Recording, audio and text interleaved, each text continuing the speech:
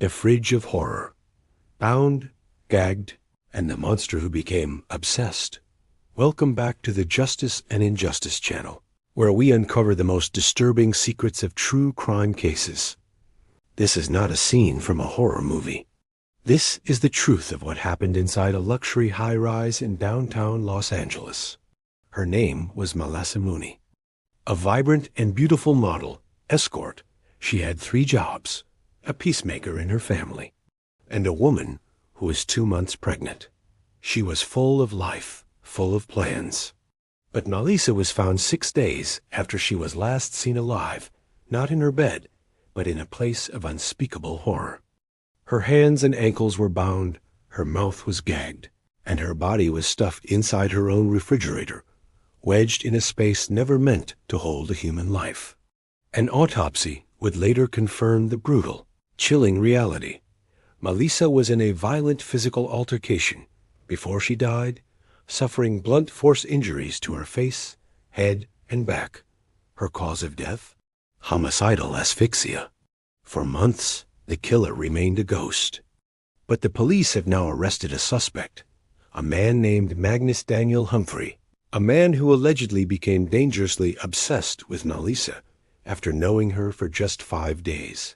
Today, we dive into the chilling evidence, the haunting details of the crime scene, this suspect's pattern of savage behavior, and how a fleeting 5-day relationship escalated into a premeditated act of murder and torture that left blood pooling beneath the refrigerator door. Please like and subscribe if you're new to the channel. The last sighting, a mother's call, and a horrific discovery. Maleesa Mooney was last seen on September 6th, caught on the surveillance video of her opulent sky at the Bunker Hill apartment building.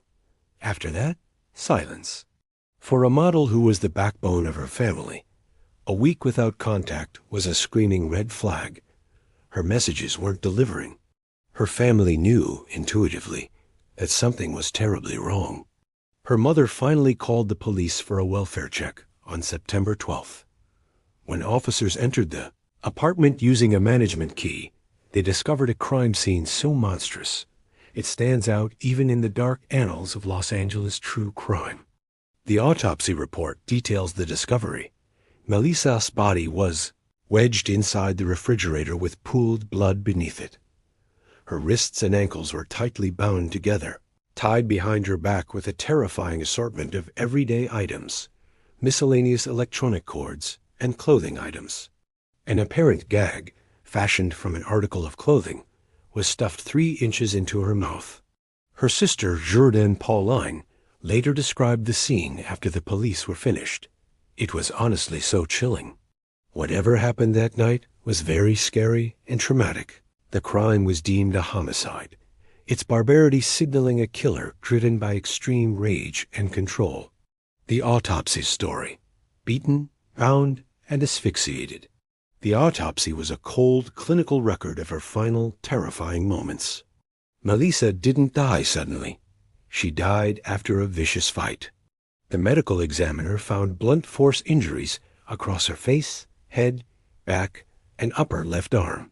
These injuries, while not immediately life-threatening, proved she was in a violent physical altercation before her death.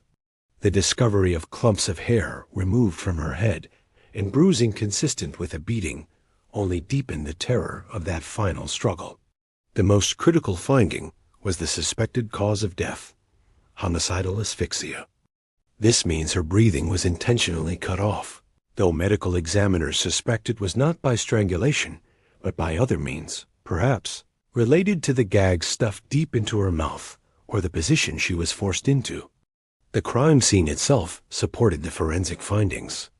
LAPD detectives testified to finding blood splatter along a wall, multiple chunks of hair on the floor, and evidence that someone had attempted to clean up the brutality, including what looked like bleach having been used on the floor.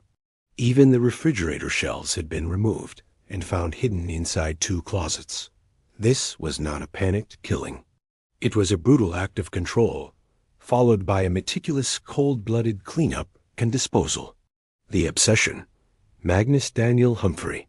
For months, The case remained unsolved, fueled only by the family's relentless demand for justice and the unsettling details of the crime.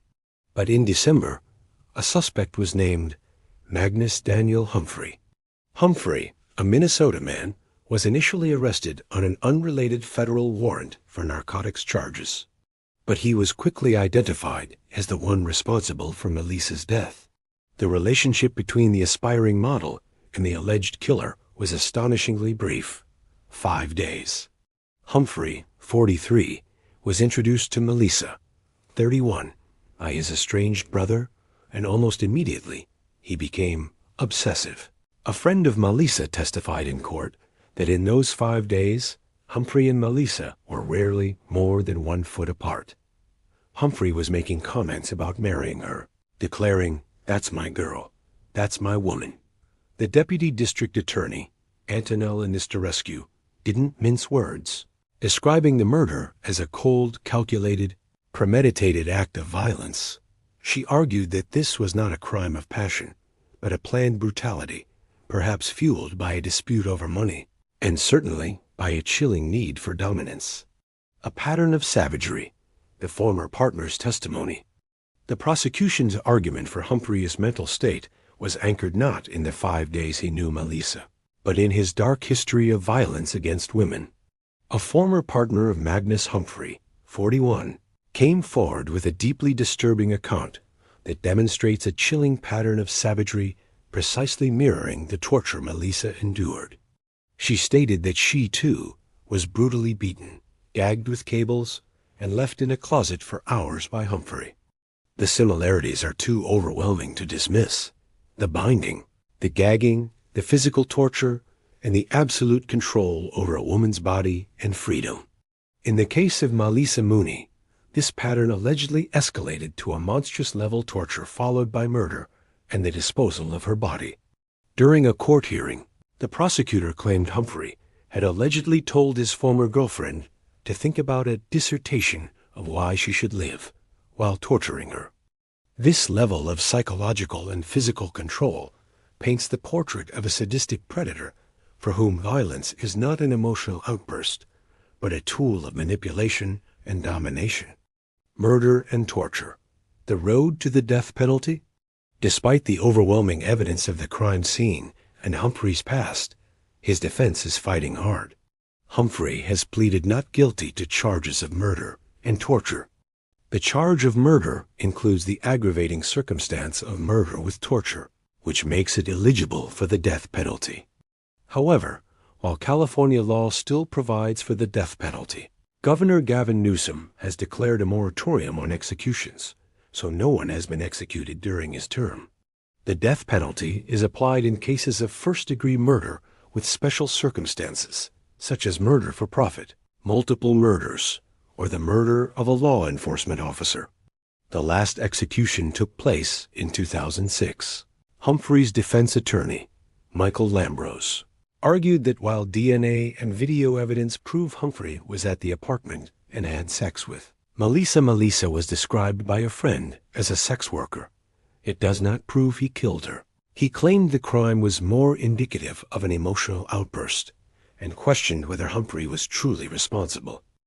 He even used Humphrey's alleged obsession as a defense, stating, "All of the evidence we have to his mental state is that he cared very deeply about this person, that they talked about getting married." A judge, however, rejected the defense's motion to dismiss the case, ruling that there was enough evidence for Humphrey to stand trial for the torture and murder of Maleesa Mooney. The Los Angeles District Attorney's office is now faced with the weighty decision of whether to pursue the death penalty for Magnus Daniel Humphrey. The unspoken victims, Nicole Coates, and the search for justice. The terror surrounding Maleesa Mooney's death was compounded by a chilling coincidence. Just 2 days before her body was found, another model, Nicole Coates, 32, was found dead in her own downtown LA apartment. For weeks, the public feared a serial killer or a predator loose in their city. Nicole Coates' family vehemently disagreed with the initial findings, suspecting foul play in her death, especially given the proximity to Maleesa's monstrous murder. while Nicole Coates' cause of death was officially ruled accidental due to cocaine. And ethanol toxicity, the psychological damage done to the community, the fear that a killer was hunting models in luxury high-rises, remains. For Maleesa Mooney's family, the trauma is compounded by the knowledge that she was looking forward to becoming a mother. Her sister spoke heartbreakingly about Maleesa's excitement, saying, "I know she really wanted a kid, and it's something that she has always talked about. This case is a commitment to not letting the violence rest." As her sister declared, "We can't let this rest. It could save the next woman's life." The search for justice for Maleesa Mooney is the battle to stop a terrifying pattern of abuse and violence. The prosecution intends to prove that Magnus Daniel Humphrey's actions were a cold, calculated, premeditated act of violence. Do you think the previous allegations of violence against his former partner should be the key factor in the murder trial?